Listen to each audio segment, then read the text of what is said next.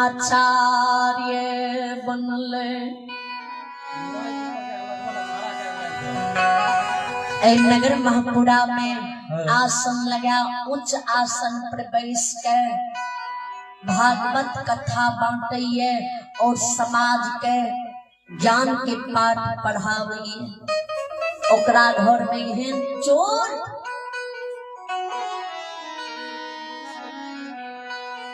एहन बेईमान, एहन पापी, एहन अधर्मी, जिकरा घर में खुद अधर्मी है, पापी है, वो खुद दूसर के ज्ञान बांटिए।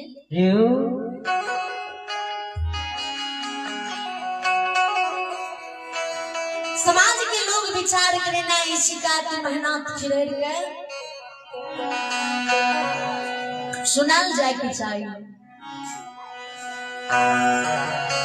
सब समाज गुरमीत कर ले, सब समाज विचार ले, लक्षण बाबा की शिकायत लाकर सब समाज के लोग अपना भवन से नगर महापुरा मेहनाथ बाबा के नजदीक के चले।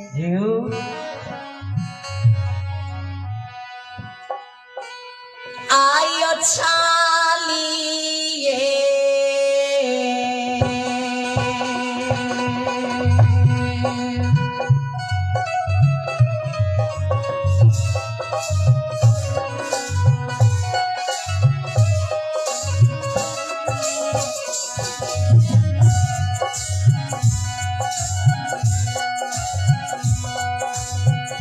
ओ समाजी बाबा छालिए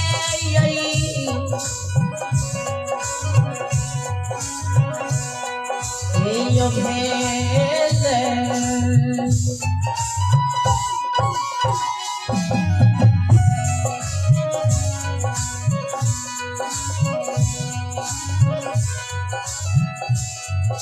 यो महापुरा के